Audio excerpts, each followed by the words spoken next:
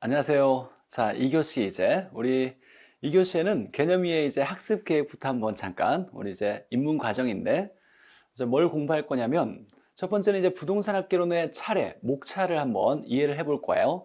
부동산 학개론이 어떻게 목차가 구성되어 있는지 공부를 잘하는 사람들은 사실 처음부터 세세한 내용들을 공부하기보다는 이 학문이 어떻게 구성되어 있는지 목차를 먼저 암기하는 게 우선이에요. 공부 잘하는 사람의 첫 번째 공부하는 방법은 목차 먼저 이해해 놓고 목차가 이렇게 구성되어 있구나. 그래서 목차를 좀 구성을 이해하고 각 목차에 해당되는 내용들을 그 목차에다가 우리가 서서 차례차례 쌓아 놓아서 전체가 쫙 체계가 잡혀지면 문제풀이 할 때 효율적으로 끄집어낼 수 있겠죠. 그래서 부동산학이 부동산 학개론이 어떻게 구성되어 있는지 목차를 한번 이해할 거고, 자, 두 번째는 기본적인 용어가 많이 나온다고 그랬죠. 이 용어를 한 번씩 각각 나올 때마다 제가 자세히 풀어드려서 설명할 거고, 이런 단어는 이런 뜻이다, 이런 걸 배울 거다라고 설명을 해드릴 거고, 자, 시험에 출제되는 중요한 내용들만 기본적으로 정리를 한번 해볼 거예요. 100% 출제되는 내용들이에요. 이제 가장 기본적인 내용들인데 어렵지 않게 접근할 거니까 시험에 나오는 걸 잠깐 살짝 이런 게 나오겠구나라고 기출문제까지 이렇게 출제가 됐다라는 거. 언제나 사실 우리가 시험을 준비하는 입장에서 가장 중요한 건 기출문제라 그랬어요. 이 기출문제만 잘 풀어내도 합격하는 데 큰 문제가 없으니까 이렇게 공부했던 것이 기출문제 이렇게 출제가 되었다를 출제 경향을 파악해야 어떤 것이 중요하다라고, 어떤 것을 중요하게 우리가 공부해야 된다라는 걸 알아낼 수 있겠죠. 그래서 항상 기출문제와 연관 짓는 공부가 효율적인 공부 방법이에요. 학계로는 효율성이 중요해요. 짧은 시간에 들인 노력에 비해서 최고의 결과를 만들어내는 거, 잘하자라고 하는 것이 효율성이에요. 효율성, 능률성 같은 말이죠. 자, 그래서 목차를 먼저 이해해 볼 건데, 개념 이해 과정은 한 3, 40분 과정으로 8강 내외로 제가 구성을 했지만 시간은 좀 더 늘어질지 좀 짧아질지는 한번 수업을 진행해 봐야 될 것 같아요. 하여간 10강은 넘어가지 않을 것 같긴 한데, 자, 부동산학교의 차례를 한번 보죠. 첫 번째, 1편에는 부동산학 총론이라는 게 있고, 부동산학의 기본적인 내용의 용어들이 정리가 되어 있는 총론이고, 두 번째부터 강론에 들어가는데, 자, 경제론, 시장론, 정책론, 투자론, 금융론, 개발관리론, 마케팅이라는 것도 있고, 마지막에 감정평가론, 이렇게 총 8단원으로 구성되어 있어요. 문제가 어떻게 출제됐는지 한번 보니까, 자, 총론에서는 보통 세네 문제가 출제가 되는데 매년 두 문제는 매년 나오는 내용이 있어요. 정해져 있어요. 어렵지 않고 뭐 크게 문제되지 않고, 경제론 얘가 좀 어려워요.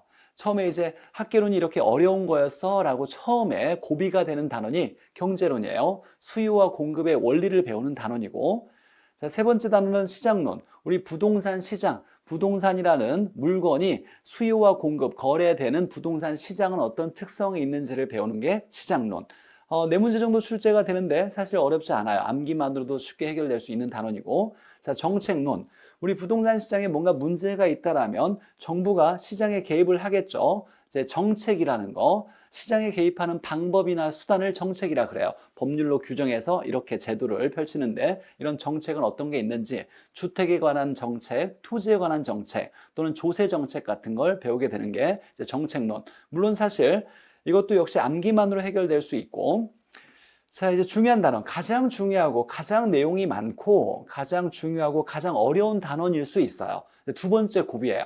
첫 번째 고비는 경제론에서 시작돼요. 총론이나 시장론, 정책론은 내용을 잘 알아듣고 우리가 암기하면 뭐 충분히 이해만 하면 어렵지 않게 풀어내는데, 이 경제론은 사실 이해를 바탕으로 해서 내 스스로 논리를 펼칠 수 있어야 되고 다양한 응용 지문들을 풀어내야 되다 보니까 완벽한 이해가 좀 필요해요. 첫 번째 고비가 경제론이고 두 번째 고비가 투자론인데, 투자. 학개론에서 가장 중요한 거죠. 부동산 학개론을 왜 배우냐라고 했을 때 배우는 이유의 궁극적인 목적은 여기에 있어요. 투자를 잘하자. 투자를 잘해서 수익을 발생시키는 게 목적이다라는 거예요. 투자를 잘해야 되고, 투자를 잘하려면 투자를 분석을 해야 되겠죠. 투자 분석이라는 건 수입과 지출을 따져서 수입이 크다 그러면 투자를 선택하겠다, 선택한다는 걸 뭐 채택이라는 단어를 써요. 투자를 채택하겠다. 자, 그래서 투자에 대한 내용과 투자에 따른 위험, 투자 분석 이런 것들을 배우는 게 투자론 두 번째 고비예요.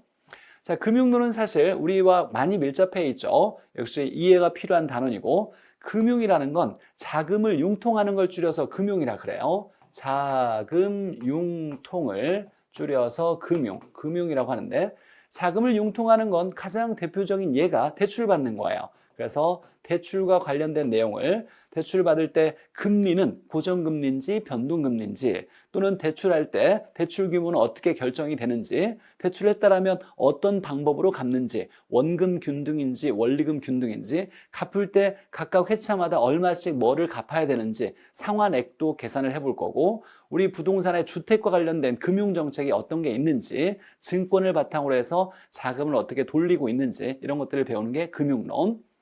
자, 개발관리론. 가장 쉬운 단어예요. 가장 쉬운 단어는 총론과 개발관리론. 기본적으로 우리 충분히 알아들을 수 있는 기본적인 상식적인 내용들이 대부분이에요. 알아들어서 암기만 되어도 충분히 기본 문제는 풀 수 있는 단원이고, 자, 마지막이 이제 감정평가인데, 자, 감정평가는 원래 감정평가사 자격증이 있어요. 감정평가사 시험은 뭐 서울대 연고대 나오신 분들이 2년, 3년에도 딸까 말까 하고 어려운 자격 시험이죠.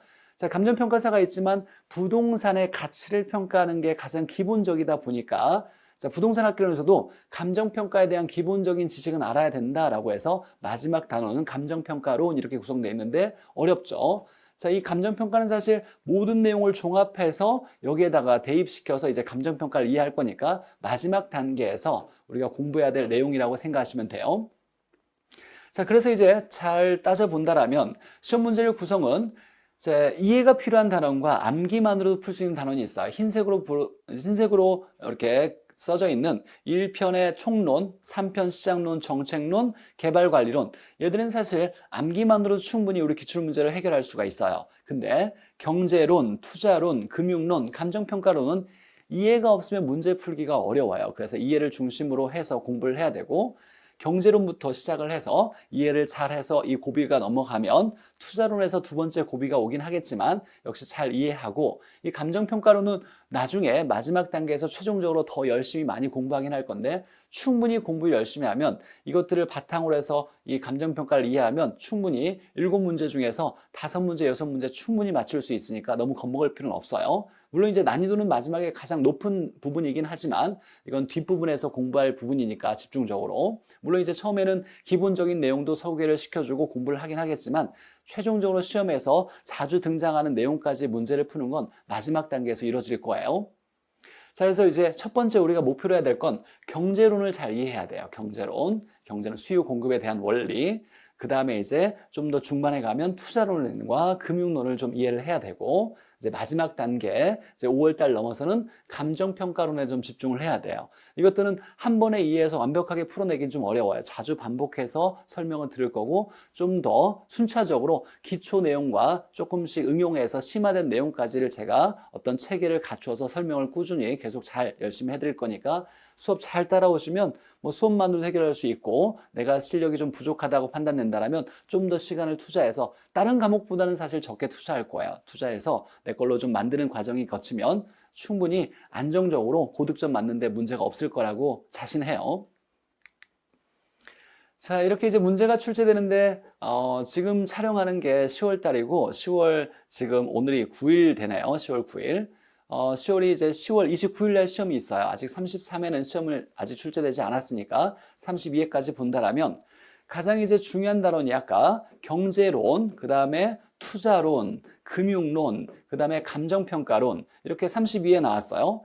이 네 단원이 보니까 4, 6이 24니까 24문제죠. 24문제면 60점에 해당되는 내용이에요. 사실 이 60점에 해당되는 거, 이 네 단원만 정확히 잘 이해해도 여기에서 만약에 40점 이상을 맞을 수 있다, 그러면 무조건 합격이에요. 사실 이 관건은 학교론에서 고득점을 맞느냐 못 맞느냐는 건, 흰색은 사실 누구나 다 열심히 공부해서 누구나 쉽게 풀어낼 수 있는 단원이지만 경제론, 투자론, 금융론, 감정평가론 이해가 안 되면 시험장 갈 때까지 해결을 못 해요. 그래서 이해를 하는 걸 중심으로 해야 된다고 제가 계속 강조하고 있죠.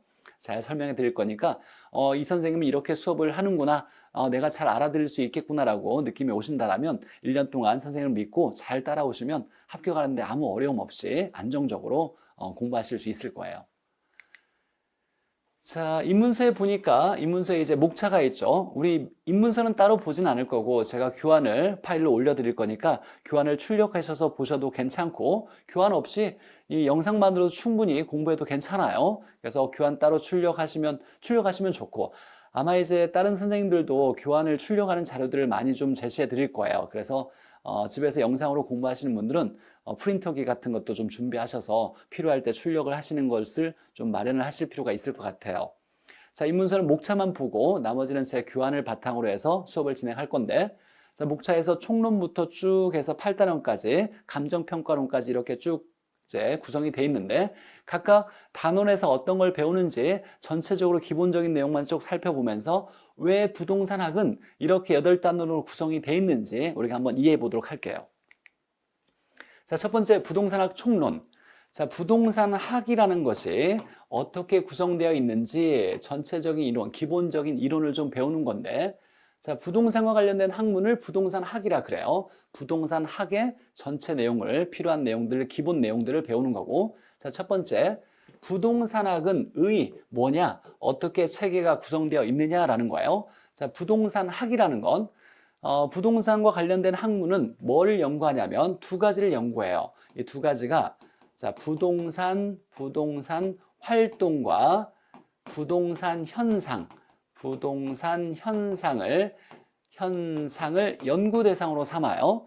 자, 부동산 활동은 뭐냐면 자, 부동산을 대상으로 해서 사람이 부동산을 대상으로 해서 행동하는 활동들을 이걸 부동산 활동이라 그래요. 뭐가 있냐면 부동산을 대상으로 해서 사고팔고 하죠. 사고 파는 것을 수요와 공급이라 그래요. 이 수요 공급도 부동산 활동이에요. 물론 우리는 이제 중개를 위해서 중개 활동을 하기 위한 공인중개사는 공인은 나라에서 중개 활동을 돈을 받고 해도 되는 업이라 그래요. 돈을 받고 적당한 보수를 받고 할 수 있는 일을 업이라 그래요.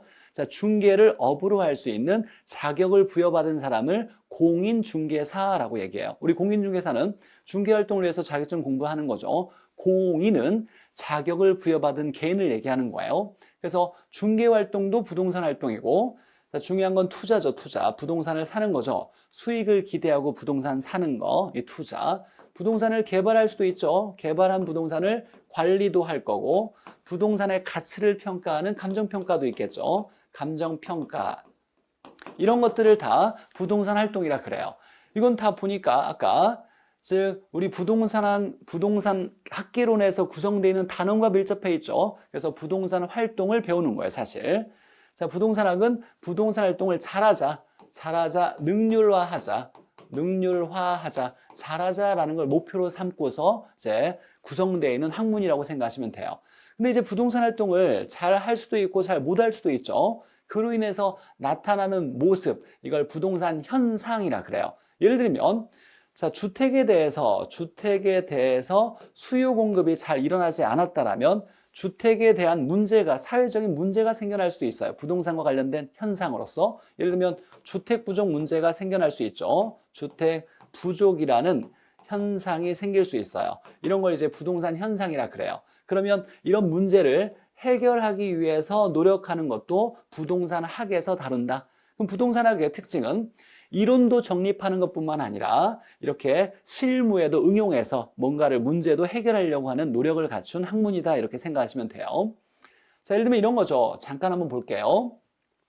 자, 주택에 대한 수요 공급이 잘 일어나지 않으면 주택 부족 문제가 생긴다라는 것이 어떤 의미냐면 우리나라 이제 전체 국민이 만약에 예를 들어서 100세대가 있다고 해보죠. 100세대.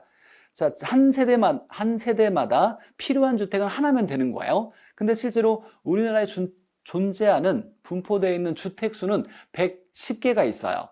100세대가 있고 110개가 있으니까 한 세대마다 필요한 집은 하나예요. 그러면 누구나 다 하나씩 필요한 집만 선택해서 가지고 있다라면 주택 부족 문제는 생기지 않을 건데 이 주택이라는 것이 잘 배분되지를 못해요. 독과점이 일어난다는 거예요. 우리 부동산 시장에서는 불안전 경쟁 시장이다 보니까 독과점이 일어나서 100세대가 있는데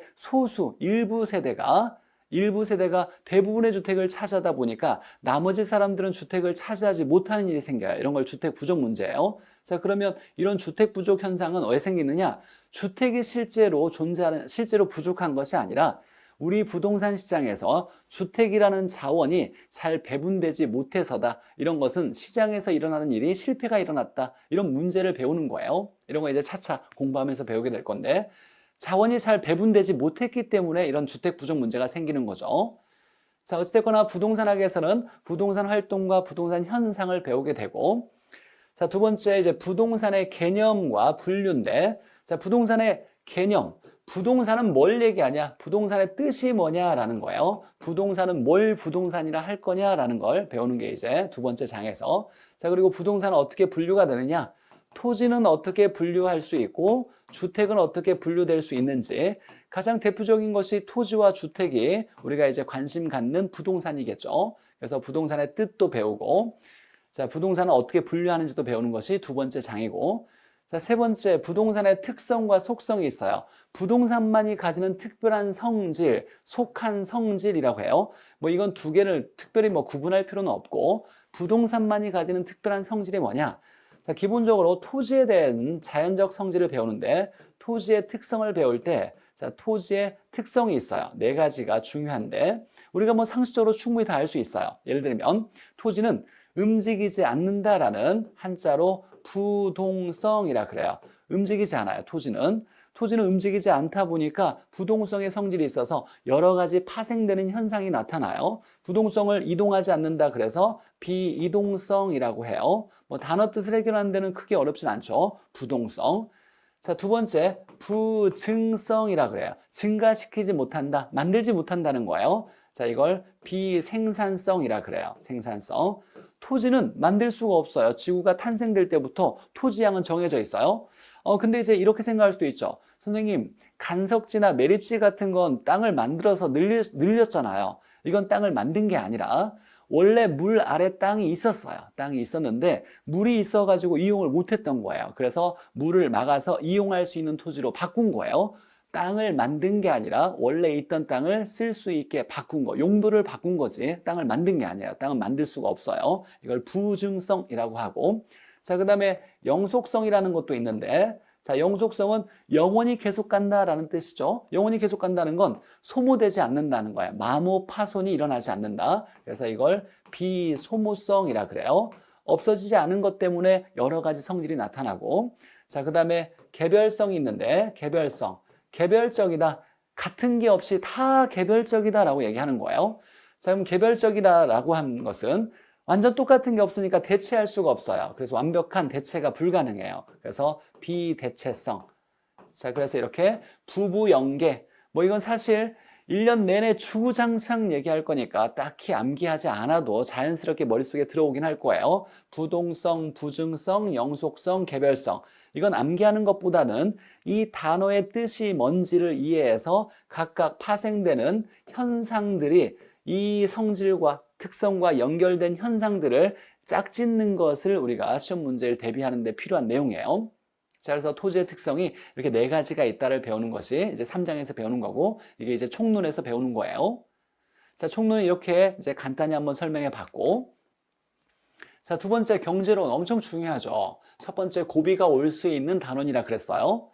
자, 일단 우리가 이제 알아야 되는 건, 자, 수요 공급 이론인데, 수요 공급. 원리는 사실 어렵지 않은데 워낙 다양하게 파생되는 여러 가지 원리들이 접근되다 보니까 이해하는데 조금 혼란스럽긴 해요. 이제 혼란을 제가 막아주기 위해서 잘 처음부터 개념을 잘 잡아주긴 할 건데, 사고 파는 걸 얘기해요. 사는 거, 공급은 파는 거, 사는 거, 파는 거를 좀 학문적으로 수요 공급 이렇게 얘기하고, 자, 수요 공급이 일어나는 공간이 어디냐면 얘들이 수요 공급이 일어나는 공간을 시장이라 그래요. 부동산 시장에서 부동산을 대상으로 해서 부동산의 수요 공급이 일어나겠죠. 부동산 시장이라 그래요. 그래서 이제 우리가 시험 문제를 풀 때 시장과 관련된 단어가 엄청 많이 나와요. 시장 위험, 시장 분석 이렇게 시장이라는 말이 많이 나오는데, 이 시장이 나오면 수요 공급과 떼어놓을 수 없는 관계예요. 수요 공급이 일어나는 공간이 시장이니까. 자, 그럼 이제 이 수요 공급을 뭐라고 할 거냐? 이 수요 공급을 경제 활동이라 그래요. 경제 활동. 자, 우리가 부동산에 대한 경제 활동이 뭐냐? 그러면 부동산의 수요 공급을 얘기한다. 이렇게 얘기하면 돼요. 그래서 얘가 경제론이에요. 경제라는 말이 왜 들어갔냐면 수요 공급이 경제 활동이니까 경제론이라고 하는 거예요. 자, 이 경제 활동을 수요 공급이라는데 이 경제 활동의 정도를 뭐라고 할 거냐? 경제 활동이 활발히 일어날 거냐, 활발하지 않게 일어날 거냐, 이걸 우리가 경기 변동이 일어난다라고 얘기해요. 경제 활동의 정도를 경기라 그래요. 수요 공급이 많이 활발하게 일어나면 경기가 좋다. 이걸 우리가 호황이다. 잘 일어나지 않으면 경기가 침체됐다. 안정적이다. 이렇게 얘기할 수 있죠. 그래서 경기를 우리가 얘기할 때 경제 활동의 정도를 경기라 그래요. 경기는 가만히 고정되어 있는 건 아니죠. 좋을 수도 있고 나쁠 수도 있고. 지금은 경기가 엄청 안 좋은 거죠. 스태그플레이션, 인플레이션이 많이 나타나고 있고 어쨌거나 경기는 끊임없이 변해요. 그래서 경기가 변한다. 경기 변동의 특성은 뭐가 있는지를 이제 두 번째 장에서 배우는 거예요. 자, 그럼 이제 이렇게 연관이 되어 있는 거예요. 수요 공급의 이론을 배우고 수요 공급은 시장에서 일어나고 수요 공급은 뭐라고 할 거냐면 수요 공급을 경제 활동. 자, 경제 활동의 정도 얼마나 활발히 일어나냐를 경기라 그래요. 그래서 앞으로 이제 무수히 많이 등장할 건데 이 단어들이 계속 등장할 거예요. 학교는 배울 때 1년 내내 배울 건데 시장이라는 단어가 나오면 수요 공급을 떼어놓을 수가 없고 이 수요 공급을 경제 활동이라고 하니까 이 경제 활동의 정도를 경기라고 한다. 이 네 개의 단어들은 사실 떼어놓을 수 없는 관계예요. 그래서 잘 정리해서 연관성을 우리가 머릿속에 이해해 놔야 되고 자, 수요 공급에 대한 내용을 잠깐 한번 설명해 볼게요. 자, 우리가 수요, 사는 걸 수요, 파는 걸 공급이라 그래요. 자, 근데 경제론에서 일단 중요한 건 가격이 중요한 게 아니에요. 일단 첫 번째 결론 먼저 얘기하면 경제론에서는 수요량과 공급량이 얘가 중요해요. 중요한 건 양이 중요한 거지. 얘가 결론이자 얘가 중요한 거예요. 가격은 하나의 원인에 불과한 거예요. 자, 그래서 예를 들면 가격에 의해서 수요량이 변할 수가 있어요. 수요량이 변할 수도 있고 가격에 의해서 공급량도 변할 수 있어요. 공급량도 변할 수 있다. 자, 이 원리를 이제 우리가 해석할 때 가격에 의해서 얘가 양이 중요하다 그랬어요. 경제로는 가격은 하나의 원인에 불과하고 양이 얼마나 많이 변하는지를 따져내는 게 초점이 맞춰져 있어요. 그래서 가격에 따라서 수요량과 공급량이 변하는데 비싸면 산다 안 산다? 안 사요. 비싸면 수요량이 줄어드는 거예요. 자, 비싸면 공급자는 팔까요 안 팔까요? 비쌀 때 팔아야 이윤이 많이 남겠죠. 비싸면 판다 이렇게 되는 거예요. 자, 이렇게 가격에 의해서 양이 변하는 걸 이걸 수요 법칙, 공급 법칙이라 그래요. 수요 법칙, 이걸 수요 법칙, 얘를 공급 법칙, 공급 법칙. 자, 법칙이라고 했다는 건 모든 재화에 예외 없이 들어맞는다라고 하는 거예요. 물론 공부를 좀 많이 하면 예외가 있긴 해요. 근데 우리 공인중개사 시험을 준비하는 경제론에서는 예외 같은 건, 기펜제 같은 건 따로 배우지 않고 이런 건 시험 문제 안 나와요. 자, 모든 재화가 수요 법칙과 공급 법칙에 들어맞는다 이렇게 해석하면 돼요. 자, 근데 중요한 건 수요 법칙은 가격에 의해서 양이 변하는 관계를 얘기하는 거예요. 하나가 커질 때 하나가 줄어들면 이걸 우리가 뭐라고 하냐면 반비례한다라고 얘기해요. 커질 때 줄어드는 관계. 그래서 가격에 따라서 양은 반비례 관계예요. 이걸 수요 법칙이라 하고 자, 공급은 비쌀 때 파니까 가격에 따라서 양이 커질 때 커지죠. 이걸 비례 관계라 그래요.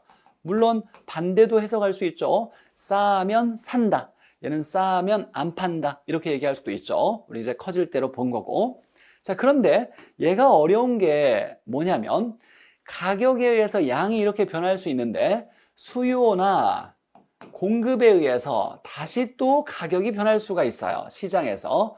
이건 시장의 논리를 얘기하는데 이걸 균형의 이동이라고 학문적으로 얘기해요. 균형의 이동.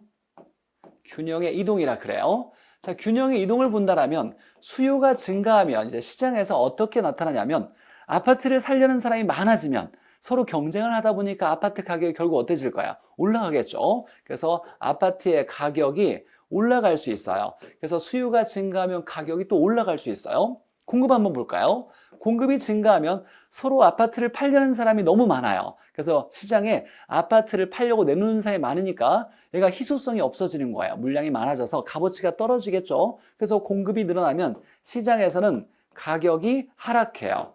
이렇게 얘기하는 건 이건 균형의 이동을 얘기하는 거예요. 첫 번째, 많은 사람들이 얘와 얘를 혼동해서 사용해요. 특징은 뭐냐면 수요 법칙과 공급 법칙은 가격에 의해서 예대의 특징은 가격에 의해서 수요량과 공급량이 변하는 관계를 수요법칙, 공급법칙이라고 하는데, 시장에서는 수요와 공급이 변하면 다시 또 가격이 달라질 수가 있어요. 이렇게. 이건 균형의 이동이라 그래요. 첫 번째는 수요법칙, 공급법칙과 균형의 이동을 구분할 수 있어야 돼요. 원인, 결과가 구분되어 있어요. 수요법칙은 원인이 가격이고 결과가 수요량, 공급량. 균형의 이동은 수요, 공급이 변하면 시장에서 가격이 결국 변할 수가 있더라. 이건 균형의 이동을 얘기하는 거예요. 그래서 이 두 개를 좀 구분할 필요가 있어요. 이 두 개를 구분 못해서 왔다리 갔다리 이거 적용할 때 수요 법칙을 떠올리고 이거 적용할 때 언제는 이렇게 된다고도 했다라고 해서 왔다 갔다 하는 법칙이 아니라 무조건 방향이 정해져 있는 거예요. 원인과 결과에 따라서 이렇게 원인이 가격에서 양이 변할 때 수요 법칙, 공급 법칙, 수요 공급이 변해서 가격이 변하는 건 이건 균형의 이동, 시장에서 나타난 논리를 얘기하는 거예요. 자, 이런 것들을 배우게 될 거예요. 물론 딱 보니까 뭔가 좀 머리가 좀 다시 또 복잡해지려고 하면 안 돼요. 아직은 그럴 단계가 아니에요. 자, 가격에 의해서 양이 변하냐, 수요 공급에 의해서 가격이 변하냐, 이건 다른 얘기다라는 거죠. 이건 좀 조금씩 배울 거고. 자, 세 번째 이제 시장론. 자, 시장, 부동산 시장은 뭐냐면 수요 공급이 일어나는 공간이죠. 이 부동산 시장은 부동산의 수요와 공급이 일어나는 공간. 물론 눈에 보이는 유형적 공간일 수도 있고 눈에 안 보이는 뭔가 이제 무형적인 공간으로 구분할 수도 있어요. 어찌되거나 이건 차차 이제 시장론에서 배울 거고. 자, 수요 공급이 일어나는 공간을 시장이라 하는데 우리 부동산 시장은 이게 완전 경쟁 시장이 아니에요. 불완전 경쟁 시장이에요. 불완전 경쟁 시장이다. 자, 단어 뜻을 한번 본다면 완전하지 않게 경쟁이 일어난다는 거예요. 자, 이상적인 시장. 현실에는 존재하지 않고 이상적인 시장은 완전 경쟁 시장이에요. 완전 경쟁 시장. 자, 완전하게 경쟁이 일어난다. 경쟁이 완전하게 일어난다는 건 무수히 많은 시장 참여자, 시장의 참여자는 수요자, 공급자를 얘기하는 거예요. 무수히 많은 수요자와 공급자가 있어서 경쟁이 완전하게 일어난다를 얘기하고, 근데 우리 부동산 시장은 완전하지 않게 불완전 경쟁이 나타난대요. 그러면 소수의 시장 참여자가 존재한다는 거예요. 그러면 수요자, 공급자가 소수가 있다는 거예요. 특히 이제 공급자가 소수가 있을 때 이걸 독과점이 일어난다라고 얘기해요. 그래서 불완전 경쟁 시장을 우리가 유사하게 독과점 시장이다라고 해요. 우리 공인중개사 시험에서는 얘와 얘를 따로 구분할 필요는 없고 그냥 불완전 경쟁 시장, 우리 부동산 시장은 불완전 경쟁 시장이고 독과점이 일어나는 시장이다 이렇게 해석해도 괜찮아요. 그래서 우리 부동산 시장은 문제가 있어요. 자, 소수의 공급자가 있으면 독과점이 일어나고 수요자도 소수예요. 부동산을 사는 사람이 많이 있는데 주변에 라고 생각하면서 다수라고 생각하면 안 돼요. 전체 국민을 100%라 잡았을 때 부동산은 고가이다 보니까 중산층 이상 계층의 소비자들만 부동산을 살 수 있는 능력이 있는 거예요. 이런 사람은 30%도 안 돼요. 중산층을 우리가 비율로 따졌을 때. 그럼 전체 100% 중에 30%도 안 되는 사람들이 부동산의 수요자가 될 수 있는 거예요. 그럼 이건 소수로 보는 거예요. 그래서 소수의 시장 참여자, 소수의 수요자, 공급자가 존재해서 불안정 경쟁이 일어나서 독과점이 일어난다. 그래서 여러 가지 부동산 시장에 문제가 나타나는데 이런 문제들이 있더라, 어떤 문제들이 있을까를 따져보는 것이 이제 시장론에서 배우는 거고.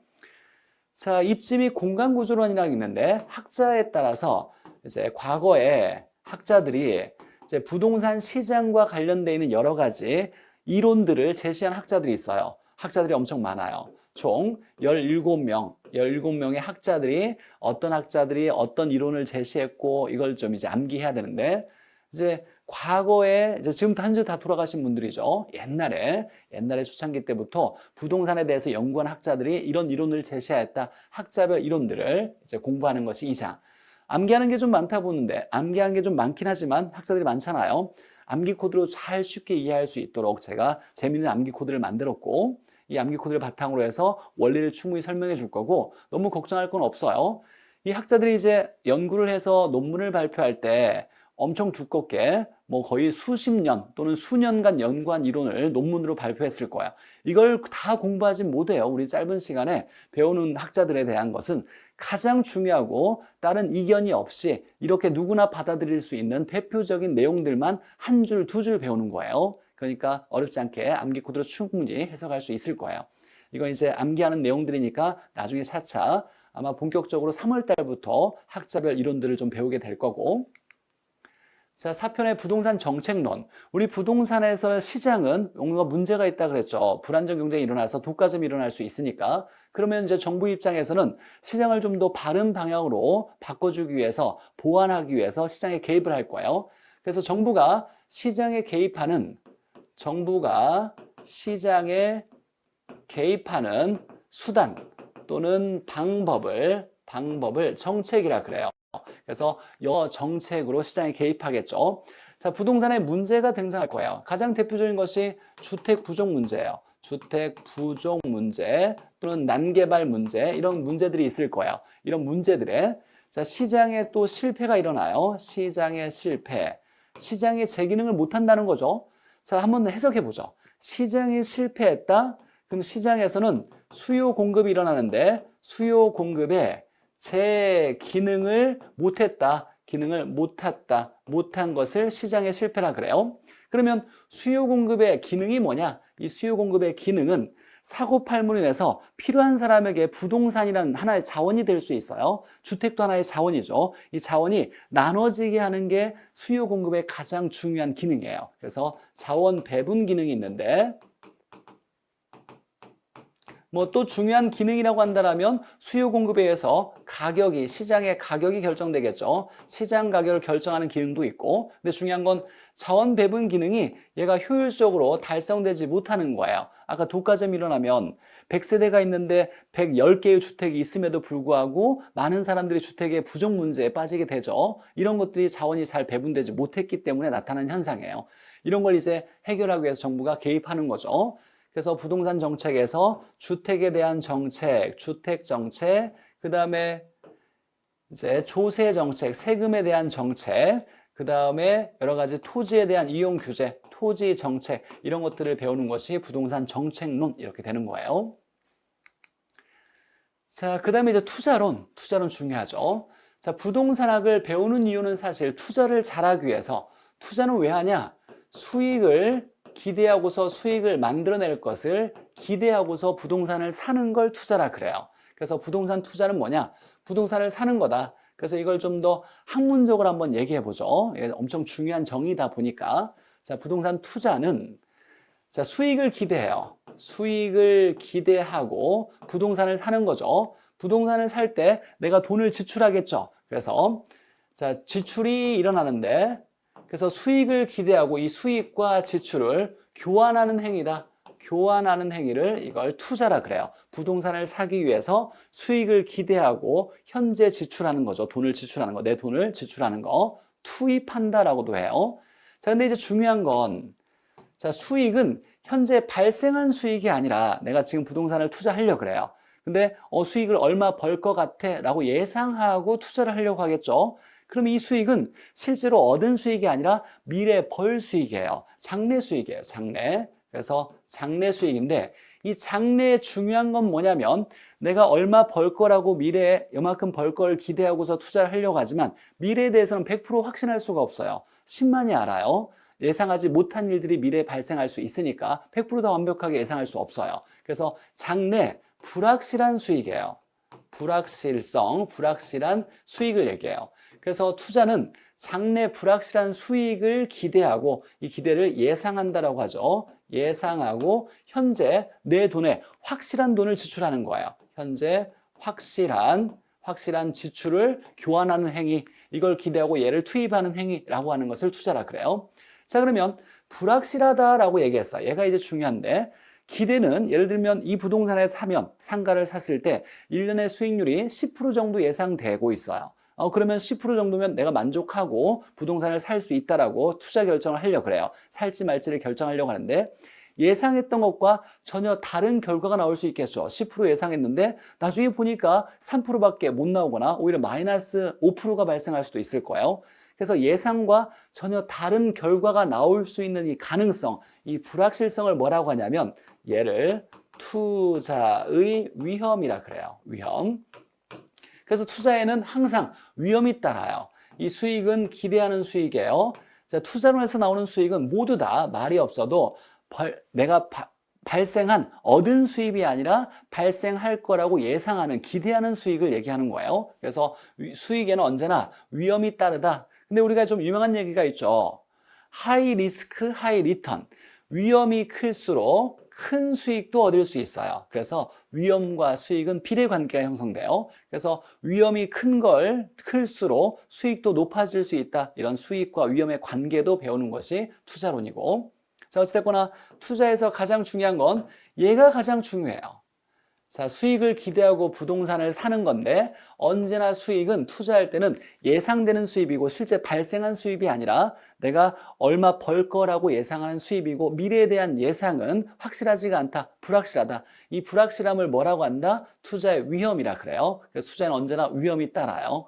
그래서 장래 수익을 기대하고 투자했을 때 장래 수익을 기대하고 투자하는 건데 기대하고 현재 확실한 지출을 교환하거나 투입하는 행위를 투자라고 한다. 이렇게 투자에 대한 내용이고, 자, 그럼 이제 투자를 분석하는데 투자를 분석하는 건 투자를 결정하기 위해서예요. 투자 결정을 하는 건데, 그러면 투자를 할지 말지, 투자를 한다, 투자를 안 한다 이렇게 할 건데, 투자하는 것을 투자를 채택한다라는 말도 쓰고 투자 안 한다를 투자를 기각한다 이런 말을 써요. 그래서 투자를 할지 말지 결정하는 거, 이걸 이제 우리가 학문에서 굉장히 유명한 표현을 써요.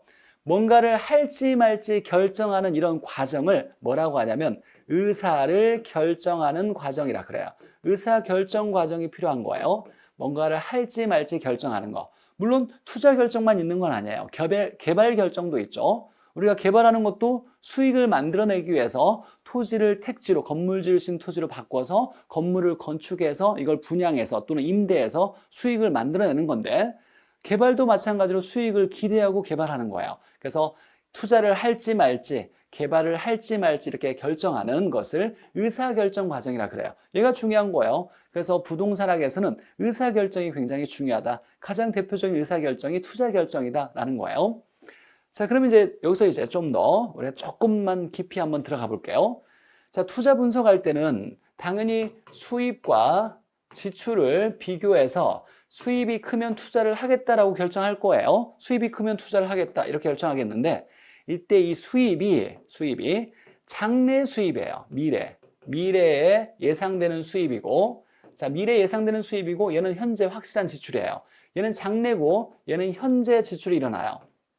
자, 그런데 여기서 이제 우리가 고민할 건 현재 값과 미래 값은 가치가 달라요.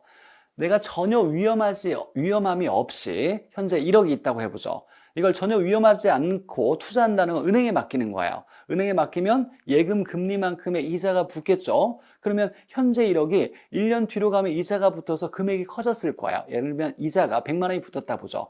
그러면 현재 1억은 값어치가 1년 뒤에 1억 100만 원의 값어치와 똑같은 거예요. 그래서 미래값과 현재값은 가치가 다를 수 있어요. 그럼 똑같은 1억이라고 해서 똑같은 가치가 아니에요. 그래서 화폐는 시간에 따라서 가치가 달라져요.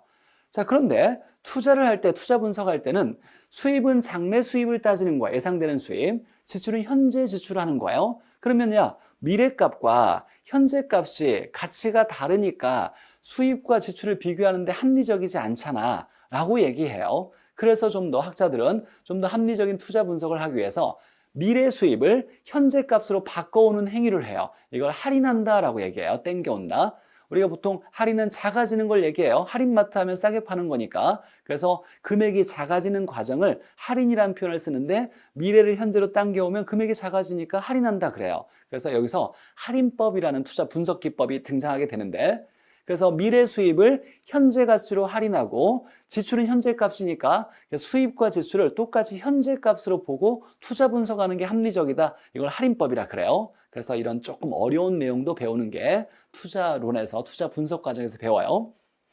이런 게 있다라는 소개 차원이고, 지금 막 열심히 적으면서 막 내가 다 외워야 되겠다 이렇게 접근하면 안 돼요. 이런 게 있구나. 그럴 수 있겠네라고 알아들으면서 나중에 차차 재밌겠네라고 이렇게 호기심을 발동하는 단계지. 지금 또 겁을 먹어서 이런 것도 배워라고 겁먹을 필요 없어요. 제가 잘 이해할 수 있게 설명해 드릴 거니까. 어찌됐거나 투자 분석에는 수입은 장래값이고 지출은 현재값이다 보니까 화폐가 시간에 따라 가치 차이가 발생할 수 있다. 그러면 수입과 지출의 크기를 비교할 때 똑같은 현재 값으로 놔두고 비교하는 게 합리적이니까 미래 수입을 땡겨오는 과정이 필요하구나. 이 땡겨오는 걸 할인이라는 표현도 쓰겠다라는 거예요. 자, 이런 것들이 이제 투자론에서 배우는 내용이고. 자, 금융론 보죠. 금융론. 자, 금융은 아까 자금을 융통하는 걸 줄여서 우리가 금융이라 그랬어요. 자금, 융통. 자, 그래서 이걸 줄여서 금융이라 그래요. 자금을 융통할 때 기본적으로 이제 뭐 지분금융이라는 것도 있고 지분금융, 그 다음에 부채금융이 있어요. 부채금융. 단어들이 나오는데, 자, 지분은 한자로 자기 지자가 있어요. 그래서 자기 자본 얘기하는 거예요. 자기 자본. 이걸 또 자본이라고 줄일 수도 있고 지분이라고도 얘기할 수 있어요. 내 돈을 얘기하는 거예요. 내 돈을 바탕으로 해서 자금을 융통할 수도 있고, 부채는 빌린 돈이죠. 타인 자본을 얘기하는 거예요. 타인 자본. 물론 이제 좀 더 학습에 의욕이 불타오르신 분은 외웠을 수도 있어요. 아까 타인 자본, 빌린 돈이죠. 부채. 같은 말이 대출받았다, 대부했다, 융자했다, 차입했다 이런 표현 쓴다 그랬어요. 같은 말이 타인 자본, 부채를 대부액, 대출액, 융자액, 차입액, 이건 무조건 외워야 되는 거니까 차차 이제 머릿속에 좀 암기할 수 있도록 노력을 해야 돼요. 그냥 이제 흘러들이면 안 되고 계속 1년 동안 공부할 때 부채, 타인 자본, 대부액, 대출액, 융자액, 차입액 똑같은 말이다. 이렇게 해석할 수 있어야 돼요. 그래서 돈을 빌려서 자금을 융통할 수도 있겠죠.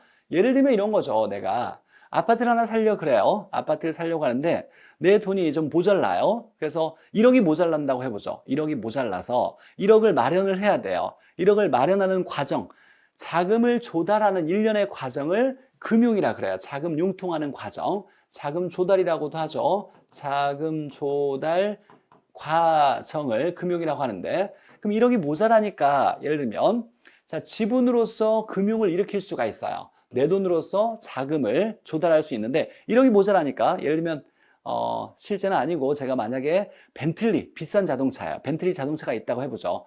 뭐 새 차는 막 한 3억 5천 정도 이렇게 할 수 있는데 자동차가 하나 있어요. 이게 내 거죠. 내 자동차인데 이 벤틀리 자동차를 팔아서 예를 들면 중고차니까 좀 싸게 팔아서 1억을 마련했다. 그럼 내 재산을 처분해서 돈을 마련한 거예요. 이런 과정을 지분금융이라 그래요. 내 재산을 처분해서 자금을 융통하는 거. 자, 또는 부채로 금융을 일으킬 수 있죠. 1억이 모자라는데 야, 이 부동산 살 거니까 은행에 가서 이 부동산을, 아파트를 담보로 맡겨서, 담보로 맡긴다는 건 저당권을 넘겨주고 돈을 빌릴 수도 있어요. 간편하게 이 아파트 살 건데 이 아파트에 대해서 담보대출 받고 싶다. 대출 받는 거예요. 그래서 대출 받는 거. 사실 대부분의 금융은 90% 이상이 부채금융이고 지분금융은 일부예요, 사실. 얘는 일부. 여기서 시험 문제 나오는 건 이제 암기 코드로 어찌고 이렇게 외울 건데 어쨌거나 대출 받는 게 가장 대표적인 금융의 예다라고 해석하면 되고, 자, 그럼 이제 대출과 관련해서 이제 많은 얘기를 배울 건데 대출할 때는 고정금리가 될 수 있고 또는 변동금리가 될 수 있죠. 자, 고정금리는 처음에 대출 실행 시점에 딱 정해진 이자율을 계속 만기까지 똑같은 이자율을 내는 거고, 변동금리는 처음에 금리를 3%로 시작했는데 나중에는 막 올라갈 수 있죠. 변할 수 있는 거예요. 요즘 이제 영끌족이 작년에 대출을 받아서 주택을 너무나 샀단 말이에요. 주택 가격이 오를 거라고 기대하고서. 자, 그래서 대출을 받았는데 변동금리였을 거예요. 은행이 사실 변동금리를 좋아해요. 은행 입장에서 유리한 거. 자, 은행이라고 얘기할 때 중요한 단어가 나왔으니까. 자, 은행은 대출자라 그래요. 대출자. 근데 이제 일상적으로 사실 많이 잘못 쓰는 경우가 있어서, 자, 돈 빌린 사람이 대출자가 아니에요. 대출을 해주는 사람을 대출자라 그래요. 그래서 은행 또는 금융기관을 이걸 대출자라고 하고, 돈을 빌린 사람은 차입자라 그래요. 차입자. 우리가 이제 금융에서 절대로 이거 까먹으면 안 돼요. 돈 빌려주는 은행을 대출자라 하고 돈 빌린 사람은 차입자라 하는 거예요. 자, 그래서 돈을 이제 주택가격이 올라갈 걸 예상하고 대출을 받았어요, 차입자들이. 근데 은행이 변동금리를 좋아해요. 그래서 대출자가 변동금리로 대출을 해줬을 거란 말이에요, 은행이. 처음엔 3% 시작해서 3% 정도면 내가 감당할 수 있어. 회사 다니면서 돈 벌어서 이자 충분히 감당할 수 있을 거라 생각하는데 점점 이제 미국 연준에서 이제 금리를 올리다 보니까 우리나라도 환율 때문에 금리를 올릴 수밖에 없었던 거예요. 기준금리가 올라가서 금리가 현재는 지금 7%가 넘어가고 있어요. 3%대 한 달에 만약에 100만 원 이자를 냈다고 해보죠. 그럼 7% 올라가면 거의 뭐 170만 원, 180만 원 이렇게 이자가 올라갔다 보니까 이걸 감당하기가 어려워요. 그래서 변동금리는 대출 기간 중에 금리가 올라갈 수가 있어요. 그러면 차입자에게 돈 빌린 사람은 좋아요, 나빠요? 나쁘겠죠. 그래서 변동금리 특징이 대출자에겐 유리하고 차입자에겐 불리해요. 이런 이유들을 좀 더 자세히 배울 거고, 자, 돈을 이제 빌릴 때 마음대로 막 많이 빌려달라고 해서 빌려주는 건 아니죠. 대출 규제가 있어요. 대출 규제가 있는데 이 대출 규제에 가장 기본적인 게 LTV와 DTI라는 게 있죠. 많이 들어봤을 거예요. 요즘 이제 DTI의 일종인 DSR을 쓰는데 어찌되거나 이런 거의 기준에 따라서 이제 원하는 만큼은 아니더라도 이제 기준에 맞춰서 대출금을 받게 될 거고, 자, 그러면 이제 대출을 했으니까 갚아 나가야 되겠죠. 그래서 상환 방식, 갚는 것을 상환이라 그래요. 갚는 방식이 이제 여러 가지가 있어요. 원금 균등, 원리금 균등, 점증시 이렇게 세 가지를 좀 배우게 될 거고, 상환액을 계산하는 문제도 등장할 거예요. 그래서 이제 금융과 관련된 내용들을 좀 배우게 될 거고, 자, 부동산 증권론. 부동산과 관련된 증권이라는 게 있는데 이건 조금 사실 지금 설명이 좀 어렵고 유동화 과정이라 그래요. 저당 채권의 유동화. 주택과 관련되었을 때 어떤 권리를 현금으로 바꾸는 과정이에요. 그래서 기본적으로 증권론에서 배우는 거 가장 중요한 건 저당, 정확히 얘기하면 저당 채권인데 저당 채권의 유동화 이렇게 되는데, 자, 이 유동화가 또 엄청나게 중요한 단어예요. 여러 번 등장해요. 뭐 거의 처음부터까지 계속 등장해요. 유동화. 유동화는 현금의 원활한 흐름을 얘기해요. 현금의 원활한 흐름을 유동화라 그래요. 유동화가 잘 됐다. 현금화가 잘 된 거예요. 그래서 현금화 가능성, 현금화가 잘 될수록 유동화가 잘 된다. 유동성이 크다. 이렇게 표현해요. 자, 그럼 이제 한번 우리 생각해 볼게요. 현금화가 잘 되면 유동성이 크다, 유동화가 잘 됐다라고 얘기해요. 그래서 부동산 증권론은 주택담보대출과 관련되어서 권리가 현금화되는 과정을 배우긴 하겠지만, 자, 유동성, 유동화라는 게 중요하니까 단어 한번 좀 해석해 보면, 우리가 어떤 자산이 유동성이 크다라고 한다면 현금화가 잘 되는 걸 얘기해요. 현금화가 잘 된다. 자, 그럼 이제 부동산은 어떨까요? 부동산은 현금화가 잘 될까요? 안 될까요? 현금화가 잘 안 되죠. 왜냐하면 고가다 보니까 사는 사람이 쉽게 살 수가 없어요. 뿐만 아니라 자, 고가다 보고 정보를 알기가 좀 많이 어려워요. 부동산은 정보가 많이 숨겨져 있어요. 그렇다고 해서 돈을 마음대로 빌려주는 것도 아닐 거고, 매매도 장기간에 걸쳐서 일어나요. 즉, 이 부동산의 정보가 숨겨져 있어 정보를 알기도 어렵고, 고가다 보니까 자금을 금융하는데도 좀 시간이 좀 걸릴 수도 있겠죠. 어려움이 있겠죠. 그래서 부동산은 현금화가 좀 어려워요. 그래서 현금화가 어렵다라는 표현을 학문적으로 부동산은 유동성이 낮은 자산이다라고 얘기해요. 그래서 부동산의 가장 큰 단점, 여러 가지 장점도 배우긴 하겠지만 부동산의 가장 큰 단점은 유동성이 작은 자산이에요. 현금화가 어려워요. 그렇다면 유동화하면서 유동성에 따른 위험이 등장하는데, 우리가 부동산을 빨리 처분할 때 금매로 처분하죠. 시장에서 원래는 이제 정상적인 거래가 일어나면 10억의 가치가 있는 부동산을 급히 현금이 필요하니까 금매로 내놓을 수 있어요. 10억짜리를 9억에 내놔서 빨리 팔 수도 있죠. 현금화를 빨리 만들려고 금매로 내놓을 거예요. 그래서 10억짜리를 9억에 내놔서 9억에 처분했다고 해보죠. 그럼 현금이 이제 9억이 들어올 건데, 이럴 때 현금화할 때 내가 빨리 현금화하고 싶어서 손해보는 거, 이걸 유동성에 따른 위험이라 그래요. 그래서 현금화 과정에서 손해보는 이 손실하는 가능성을, 이걸 유동성에 따른 위험이다라고 얘기해요. 그럼 결론은 이제 부동산은 유동성이 낮은 자산이다 보니까 유동성에 따른 위험이 클 수밖에 없다. 이렇게 해석하는 거예요. 부동산의 가장 큰 단점이기도 하죠.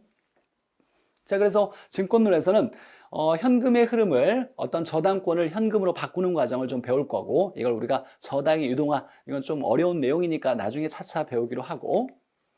자, 개발관리론인데, 자, 개발한다는 거. 우리가 이제 부동산을 개발한다는 건 뭐 다른 걸 개발하는 것이 아니라 농사 짓는 건 개발이 아니에요. 부동산 개발하는 건 건축하는 행위예요. 토지를 조성을 해서 이 조성한다는 건 아무 땅이나 건물 지을 수 있는 게 아니라 건물 지을 수 있는 땅을 뭐라고 하냐면 택지라고 하고, 이제 공법에서는 대지라는 말을 써요. 건물 지을 수 있는 건 건축법에서 대지라는 말을 쓰고 학개론에서는 택지라 그래요. 그래서 택지로 조성을 한 다음에 건축을 해서 건축을 하고 이제 임대를 놓거나 또는 분양, 이 새로 만든 건물을 파는 것을 분양이라 그러죠. 이렇게 해서 수익을 창출하는 행위를 개발이라 그래요. 그래서 부동산학에서 개발이다라고 하면 건물 건축에서 수익 발생하는 걸 이걸 개발이라 한다. 그래서 개발하는 과정에서 어떻게 해야 되는지, 개발에 따른 위험은 뭐가 있는지, 개발해서 우리가 이제 개발하는 주체에 따라서 한번 좀 구분을 한번 해보죠. 이건 이제 우리가 기본적으로 알아야 될 내용이니까. 자, 정부라는 공적 주체, 공적 기관이 개발의 주체가 될 수도 있고, 정부가 아닌 민간이 있겠죠. 민간이 사적 주체가 개발을 할 수도 있을 거예요.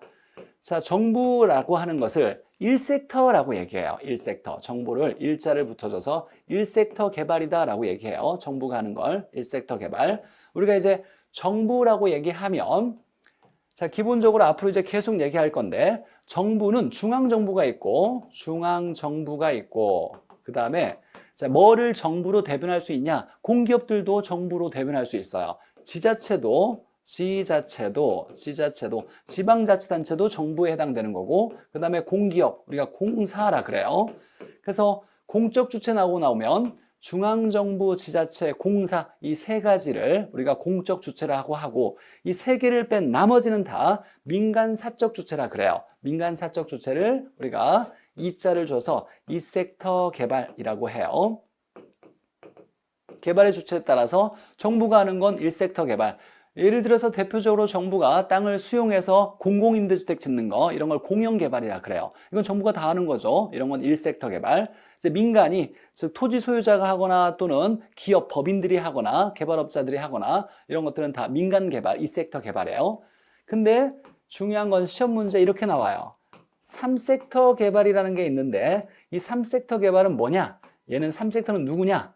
즉 정부, 지자체, 공사 뺀 나머지가 민간이라 그랬어요. 얘들은 함께 할 수도 있어요. 그래서 민간과 공공이 합동으로 개발할 때 이걸 3섹터 개발이라고 얘기해요. 예를 들면 민자고속도로가 있죠. 민자도로가 있을 텐데 민간 자본이 들어간 도로를 얘기하는 거예요. 근데 이 도로의 소유권은 누가 가져야 될까요? 개인이 가지고 있다가 기분 나빠서 나 폐쇄해버리겠어?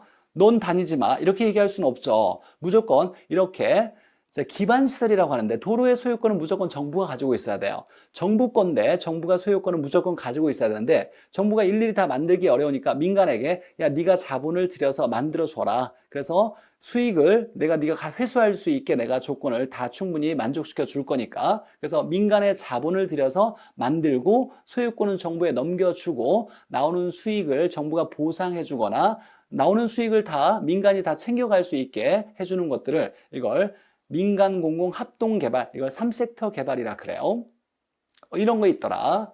자, 그래서 개발 주체에 따라서 이렇게 구분할 수도 있더라. 이런 것이 개발이고, 자, 개발한 부동산을 잘 관리해야 된다. 관리하는 거고, 자, 마케팅은 분양하는 과정을 마케팅이라 그래요. 분양. 그래서 잘 팔아야 되는 전략이 여러 가지가 있어요. 이건 뭐 암기만으로도 충분히 풀어나갈 수 있으니까. 그래서 마케팅의 전략 이렇게 배울 거고.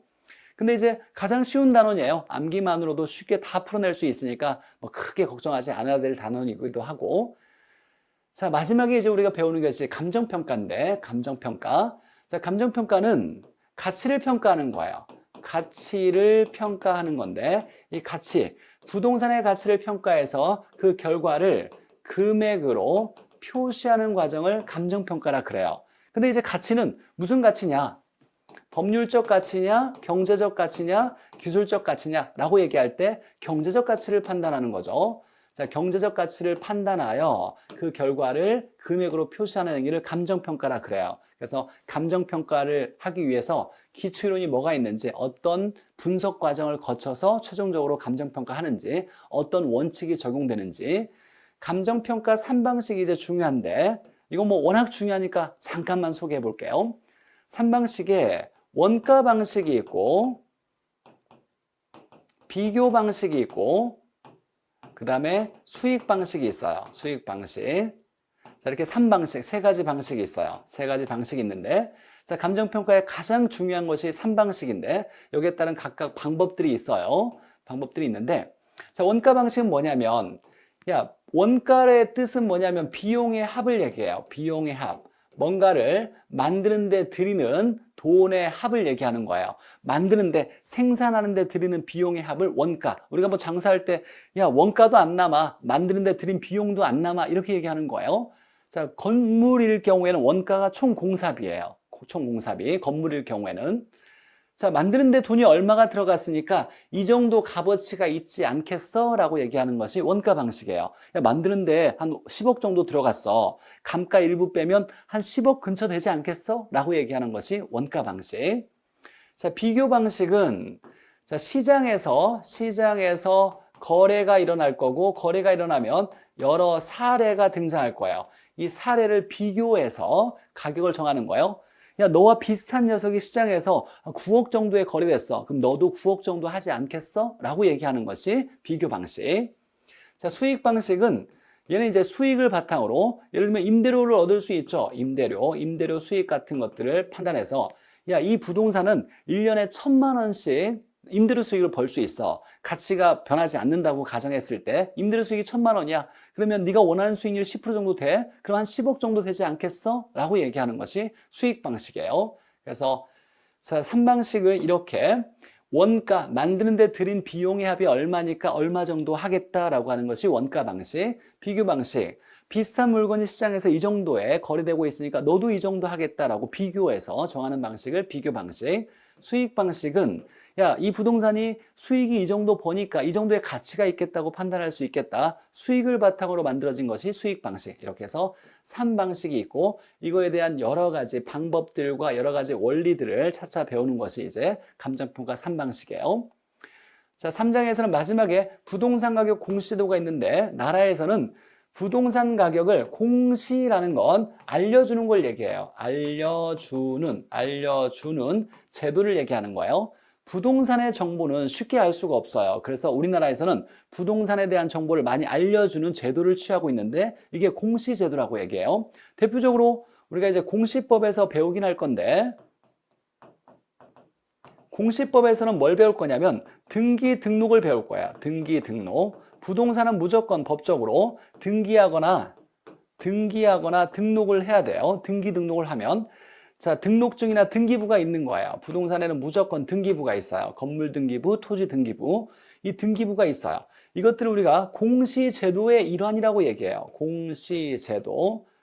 자, 물론 나라에서 부동산을 잘 제도화시켜서 관리하기 위한 측면도 있지만은, 사실 이제 표면상으로는 사실 공시하는 제도의 일종인 거예요.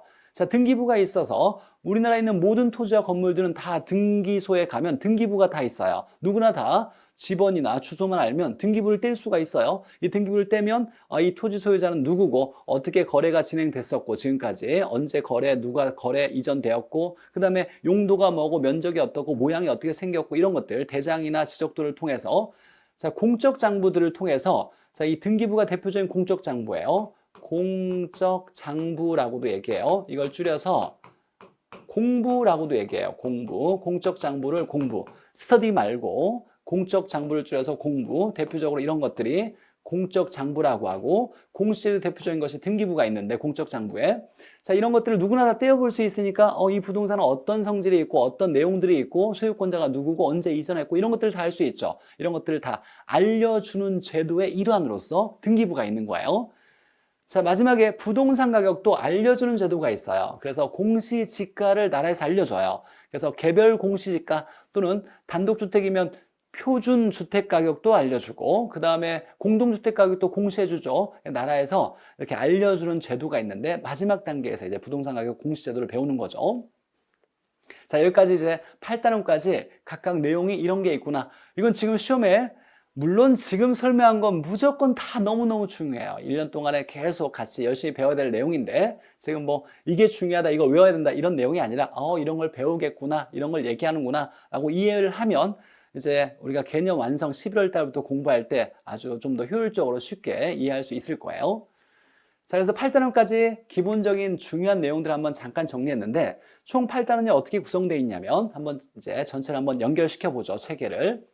자, 부동산학 총론에서 부동산학이라는 건 이런 거고 부동산의 특성은 이런 거야 라는 거고, 경제론에서 부동산을 사고 파는 수요 공급에 대한 원리가 이렇다라는 걸 배우고, 수요 공급이 일어나는 공간을 시장이라 그래요. 그래서 수요 공급 원리를 바탕으로 우리 부동산 시장에서 어떻게 일어나는지, 부동산을 수요 공급 거래를 할 때 어떻게 일어나는지, 수요 공급을 경제 활동이라 했고 이 수요 공급이 일어나는 공간을 시장이라 그랬어요. 이 시장의 특성을, 우리 부동산 시장의 특성을 배우고, 자, 봤더니 우리 부동산 시장에 여러 가지 불안전한 요인이 많대요. 그럼 정부는 이걸 좀 바로잡기 위해서 개입하겠죠. 이 시장에 좀 더 좋은 방향으로 바꿔주기 위해서 개입하는 수단을 정책이라 그래요. 자, 이렇게 해서 이걸 부동산학의 기초 분야라 그래요. 기초 분야. 부동산은 뭔지, 수요 공급의 원리, 수요 공급이 일어나는 공간, 시장은 어떤 특성이 있는지, 정부는 이 시장을 바로잡기 위해서 어떤 방법으로 개입하는지 정책을 쭉 배우고, 중요한 건 이 기초 분야, 기초 지식을 바탕으로 뭘 할 거냐면 투자를 잘해야 돼요.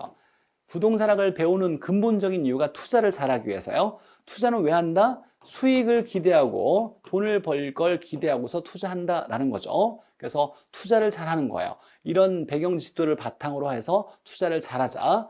여기다가 이제 금융론이 있는데, 자, 투자를 하려고 하면 돈이 필요할 거예요. 그럼 자금을 융통하는 과정이 필요한 거예요. 이때 돈을 빌릴 수도 있죠. 부채금융 빌리는 거. 돈을 빌려서 투자할 수도 있다. 이때도 의사결정이라는 게 필요해요.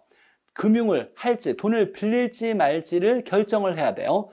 돈을 빌릴 때 그냥 공짜로 빌려주진 않잖아요. 이자율을 고려해서 내가 돈을 빌린 대가에 이자를 줘야 되는데, 이 빌린 돈을 바탕으로 수익을 창출했을 때, 야, 갚아야 되는 이자가 큰지 벌어들인 수익이 큰지 고민을 해봐야 될 거예요. 그래서 이자를 비교해서 돈을 빌릴지 말지도 결정할 거예요. 물론 개발도 일부 들어가는데, 개발도 수익을 창출을 기대하고서 부동산을 개발하는 거니까 이걸 개발을 할지 말지 의사결정이 들어가요. 어찌됐거나 이 두 단원이 돈을 빌릴지 말지 투자를 할지 말지 의사를 결정하는 의사결정 분야라 그래요. 물론 여기에 개발도 일부 포함되어 있긴 해요. 자, 이렇게 되어 있고, 자, 의사결정을 잘하기 위해서 의사결정을 도와주는 분야가 이런 거 있어요. 부동산의 가치를 잘 평가할 수 있어야 의사결정하는 데 도움이 될 거고, 즉 개발한 부동산을 잘 관리도 해야 되고 잘 분양도 해야 된다. 수익을 창출하려면. 그래서 의사결정을 도와주는 분야라고 해서 이 두 단어는 의사결정 지원 분야라 그래요. 지원 분야. 자, 시험 문제는 안 나와요. 물론 아주 옛날에 20년 전에 한번 나왔던 문제이긴 하지만 최근에 15년 동안 10년 동안 한 번도 등장하지 않았으니까 뭐 기초 분야냐 의사결정 분야냐 의사결정 지원 분야냐 이렇게 구분하는 건 시험 문제 안 나오고, 자, 이렇게 구성되어 있다. 전체적으로 이것들이 이제 단원을 외워야 돼요. 이제 설명을 듣고 이해를 했다라면 머릿속에 집어넣어야 되니까 암기가 필요해요. 자, 첫 번째 부동산이 뭔지, 부동산학이 뭔지 총론이 있고, 두 번째 수요 공급, 경제활동이라 그러죠. 경제활동 수요 공급을 배우는 것이 경제론, 수요 공급이 일어나는 공간 시장론, 이 시장에 문제가 있으면 정부가 개입하는 정책을 펼치겠죠. 정책론. 이렇게 네 단원이 부동산과 관련된 기초 분야고, 이 기초 분야를 바탕으로 해 뭘 한다? 투자를 잘하기 위해요. 가장 중요한 건 투자를 잘하기 위해서, 돈을 벌기 위해서 투자를 할 거고, 투자할 때 돈이 모자라면 돈을 빌리겠죠. 금융도 일으킬 거예요. 이때 투자할 거냐 말 거냐, 돈을 빌릴 거냐 말 거냐는 건 의사결정이 필요해. 할지 말지. 이때는 수입과 지출 중에 수입이 커야 투자하겠다. 얘는 금융할 때는 내가 빌린 돈을 바탕으로 수익을 만들어냈을 때 수익률과 빌린 대가로 내야 되는, 지출을 해야 되는 이자율을 비교해서 야, 수익이 더 크네, 이자율보다 수익이 더 크겠네, 그러면 투자를 빌리겠죠. 그래서 돈을 빌릴지 말지 결정해야 되고, 일부 개발도, 여기에 개발도 의사결정이 좀 들어가긴 해요. 다 할지 말지 결정하는 가장 중요한 의사결정 분야고, 이제 관리, 마케팅, 감정평가는 의사결정을 도와주는 분야가 되는 거예요. 이렇게 해서 총 8단원이 구성되어 있어요. 이제 뭐 학습력이 좋으신 분들은 설명을 쭉 듣고 머릿속에 어느 정도 대체적으로 체계가 잡혀져서 이해가 돼야 되고, 만약에 아직도 좀 헷갈리고 복잡하다 그러면 시간을 들여서 한번 써봐야 돼요. 이 단원을 잘 정리가 돼 있어야 이제 구체적으로 내용을 배웠을 때 내가 서랍을 잘 만들어 놨으니까 그 서랍에다가 내용들을 차곡차곡 쌓아 놨을 때 시험 볼 때 필요한 것들을 쉽게 끄집어낼 수 있도록 정리가 잘 돼 있어야 되니까 체계를 먼저 구성하는 것을 머릿속에 좀 잡아놔야 돼요. 자, 1단원 총론, 2단원 경제론, 3단원 시장론, 4단원 정책론, 5단원은 투자론. 같이 이제 머릿속에 넣어야 돼요. 6단원은 금융론, 7단원의 개발관리론, 마케팅까지 있고, 8단원의 감정평가론. 이렇게 해서 자, 개념위의 두 번째 수업을 들으셨던 분들은 이 단원이 머릿속에 쭉 정리가 되어서 공부할 때 이때 이런 걸 배우겠구나라고 해석할 수 있으면 효율적으로 공부를 이제 시작할 수 있을 거예요. 하는 것과 안 하는 거에 큰 차이가 있어요, 분명히. 공부를 잘하는 사람들은 분명히 처음에 공부할 때 무조건 막 깊게 공부하려고 하지 않아요. 먼저 계획을 세우고 목차를 쭉 보고 내가 필요한 내용에서 가장 중요한 단어이 뭔지는 알고 이런 연결이 뭐가 있는지를 해석을 하고 공부를 시작하는 것과 이걸 모르고 그냥 시작하는 건 사실 천차만별이에요. 차이가 좀 많다라는 얘기죠. 자, 이제 구체적으로 이제 각 단원마다 가장 중요하고 시험 문제 꼭 나오고 중요 개념들을 좀 배우긴 할 건데 한번 잠깐 정리해봐요. 1단원부터. 1단원이 부동산학 총론, 2단원은 경제론, 수요 공급 일어나는 거, 원리를 배우는 게 경제론, 3단원은 시장론, 수요 공급 일어나는 공간을 시장이라 그러죠. 시장에 문제가 있으니까 정부가 개입을 하죠. 정책으로. 4단원이 정책론. 이 4개를 바탕으로 해서 뭘 잘한다? 투자를 잘하기 위해서요. 그래서 5단원은 투자론. 6단원은 투자할 때 돈이 모자라면 자금을 융통해야 되니까 금융을 일으켜야 되겠죠. 6단원은 금융론. 그 다음에 7단원은 개발관리론. 마지막 8단원은 감정평가론. 이렇게 되게 구성되어 있다. 그래서 총 8단원 구성되어 있다는 걸 머릿속에 좀 이렇게 이해하고 이제 외워서 이제 각 단원마다 공부할 때 이런 걸 배우겠구나, 이런 걸 배우는구나라고 차례차례 이제 지식을 집어넣으면 될 것 같아요. 아직까지 뭐 외울 필요 없지만 적어도 단어는 좀 외워놓는 게 좋을 것 같아요. 단어는. 부담 주는 건 아니고, 네, 힘내세요. 노력하시고, 다음 시간에 다시 또 찾아뵙겠습니다.